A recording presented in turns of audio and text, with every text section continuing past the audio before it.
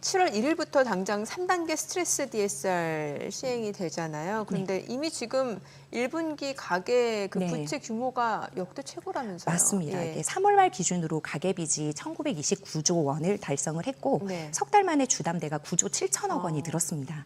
근데 이것이 2분기에 증가세가 더해졌어요.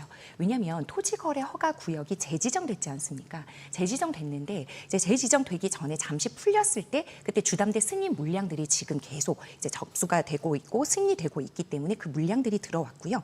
그리고 이제 기준금리 인하에 따라서 대출금리 인하가 되면 신규 차주 유입 조건이 좋아져요. 네, 나도 이렇게 한번 대출을 받아서 집을 사볼까 또는 투자를 해볼까라는 그런 신규 차주 유입 수요가 있고 그다음에 스트레스 DSR 3단계 전에 이 가계대출이 덜 나오기 전에 받자라는 그러한 심리가 모여서 지금 이 5월에도 이미 그 4월처럼 5조 원을 넘는 그런 가계대출이 총량이 늘어날 것이다 이렇게 보도가 되고 있어요.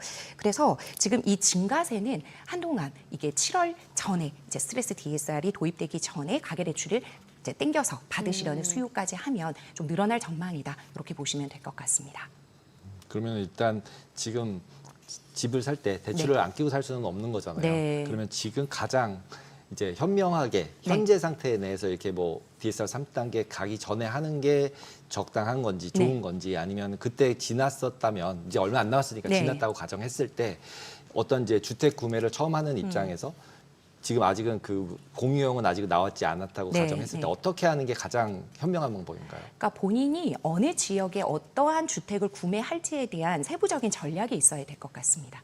그러니까 무주택자 기준인지 1주택자 기준인지 다주택자 기준인지에 따라서도 다 달라질 텐데 만약에 무주택자가 내 집 마련을 하겠다라고 하면 지방이나 비수도권 같은 경우에는 70%의 대출을 받을 수가 있고요. 스트레스 DSR 같은 경우에도 지금 0.75%만 붙고 있기 때문에 변동금리 차주에 따라서 그래서 이제 지금 2단계와 3단계가 그렇게 대출 한도 차이가 크진 않을 거거든요. 근데 수도권 같은 경우에는 이 가산금리가 1.5가 붙게 되어 있습니다. 그러면 지금보다는 확실히 연봉에 따라서도 이제 그 담보를 어떻게 할지에 따라서도 조금씩 다르겠지만 1,000만 원에서 3,000만 원은 줄어드는 구조이기 때문에 내가 수도권에서 집을 살 건지 아니면 비수도권에서 집을 살 건지 그리고 그 주택 가격은 어느 정도가 되어서 정책자금 대출을 이용을 할 건지 아니면 은행권 주택담보대출을 이용할 건지를 면밀히 분석을 하고 그 세부적으로 한번 살펴보셔서 이제 전략을 세우셔야 된다. 근데 만약에 내가 대출 총량을 좀 많이 받아서 이제 그 원리금이나 이런 것도 한꺼번에 받아야 된다라고 하시는 분들은 확실히 스트레스 DSR 3단계가 도입되기 전이 대출 한도 면에서 좋겠죠. 네. 그러게요. 사실 뭐 이번에 금통위 금리 인하 한다 하더라도 이게 당장 대출 금리 인하로 이어지긴 쉽지 않을 것 같고 그러면은 7월 1일 그 스트레스 DSR 3단계 시행 전에 받아야겠다고 생각하시는 분들이 많다 보니까 은행권에서 지금 이제 주담대 허용 인원 제한하고 뭐 지금 이게 보험사들까지도 지금 분위기가 이어진다면서요? 지금 오픈런 현상까지 벌어지고 있어요. 왜냐하면 지금 우리가 스트레스 DSR 3단계의 규제뿐만 아니라 가계대출 총량 규제를 하고 있기 때문에 은행별로 자율적으로 월별 분기별로 이제 한도를 관리를 하고 있거든요. 그래서 이제 작년에 기억해 보시면 스트레스 DSR 2단계가 도입되기 전에도 일부 쏠림 현상이 있었습니다.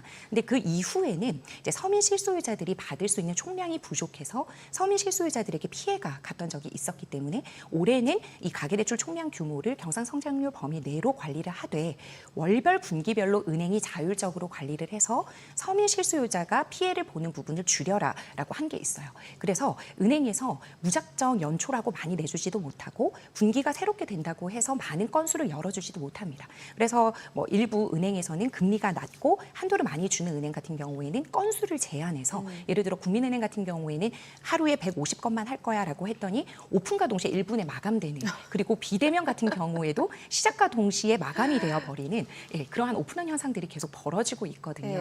근데 이거는 어쩔 수가 없는 게 지금 우리가 가계대출 총량 규제에 있기 때문에 금리를 인하하게 되면 결과적으로는 총량을 늘리는 구조가 될 수밖에 없어서 그 규제가 계속되는 한도 내에서는 금리 인하도 되면서 대출 이자가 마구 내려올 것 같지도 않고 그렇다고 은행이 한도를 많이 풀어서 차주를 많이 유입을 시키지도 못하는 그러한 딜레마에 빠져 있다 이렇게 보시면 될 것 같습니다. 궁금한 게 지금 하단에 카카오뱅크, K뱅크, 주담대, 오픈런 빈번이라고 나와 있는데 왜 토스 같은 경우는 사실 주담대보다는 신용대출 위주고 네. 인터넷 은행들은 대부분 그쪽 위주 아니에요? 근데 이제 주택담보대출도 네. 같이 실행을 하고 있거든요. 실행하는데. 네. 근데 이제 그 규모도 있고 그다음에 예. 뭐 10억 원까지라든지 또는 무주택자 기준이라든지 또는 조건부 전세자금 대출이나 뭐 그 주택담보대출은 받지 않겠다 이러한 좀 이제 규정 같이 조건이 조금 있습니다. 예. 이제 근데 워낙 비대면 그리고 이러한 인터넷 은행들이 조건이 좋다 보니까 한도 대비해서 금리가 좋다 보니까 확실히 수요가 몰린다 이렇게 보시면 되겠고요. 네, 네. 근원적으로 딱 가서 보면은 대출 받아서 집을 살려는 이유는 네. 집값이 오를 것 같아서잖아요. 네, 네. 그렇죠.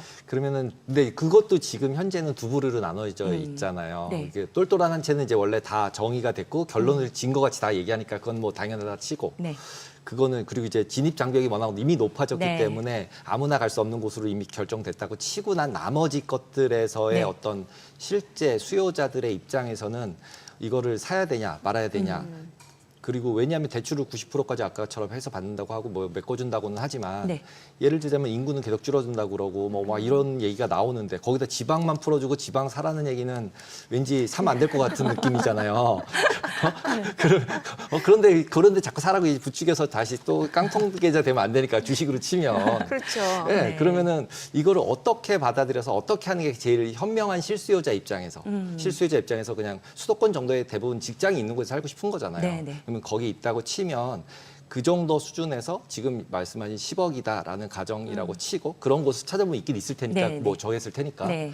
그러면은 이제 그 정도라고 쳤을 때 어떻게 하는 게 가장 현명하고 제일 뭐 스마트하다고 뭐 볼 수 있을까요? 그러니까 지금 내가 임차 포지션으로 계속 있을 것인지 아니면 이제는 내 집 마련을 하겠다라는 그 포지션을 좀 나눠 보셔야 될 것 같아요. 근데 이제 조금 조심해서 보셔야 되는 게 전세자금 대출 받기도 이제는 녹록치가 않습니다. 네. 이제 6월부터는 SGI에서 유주택자 기준으로는 DSR을 보겠다라는 이제 논의가 나오고 있고 허그 같은 경우에도 신용 점수만 어느 정도 받쳐주면 소득이 좀 부족한 사람들도 전세자금 대출은 최대 80% 전세 보증금의 80%까지도 해줬는데 지금은 이제 6월부터는 그 차주의 소득 상환 능력을 보고 전세자금 대출도 실행해 주겠다라고 했거든요.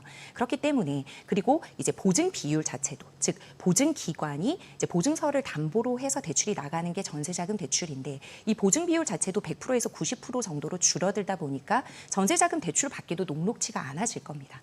그렇기 때문에 이렇게 또는 전세가율이 높아져서 매매가율과 거의 동등해지거나 비슷하게 따라붙을 경우에는 내가 그 전세로 계속 살아도 이렇게 이자를 내고 전세대출 받기가 힘든데 내 집 마련을 해볼까라는 수요가 분명히 생길 수 그렇죠. 있거든요. 이제 그런 분들은 이제 9억 원 이하 같은 경우는 제가 아까 말씀드린 대로 뒷돌 대출 또는 신생아 특례, 보금자리론 등으로 정책자금 대출을 알아봐서 실거주와 이제 내 집 마련의 안정감을 같이 가져가시는 그런 걸 해보시면 좋을 것 같고 9억 원 이상부터는 은행 재원 대출을 사용하실 수가 있고 아직까지는 규제 지역에서도 LTV 50% 그리고 비규제 지역에서도 LTV 70% DSR 즉 소득 상환 범위 내에서 대출이 나가긴 하지만 내가 이제는 임차 포지션이 아니라 내 집 마련으로 가겠다라고 하면 어느 정도의 은행 레버리지를 잘 활용을 하셔서 최대로 대출을 잘 받으시는 걸 최저 금리로 설정을 잘 하는 은행을 찾으시는 게 가장 현명한 전략이 아닐까 저는 이렇게 봅니다. 네. 네, 오늘 내용 잘 들었습니다. 고맙습니다. 네.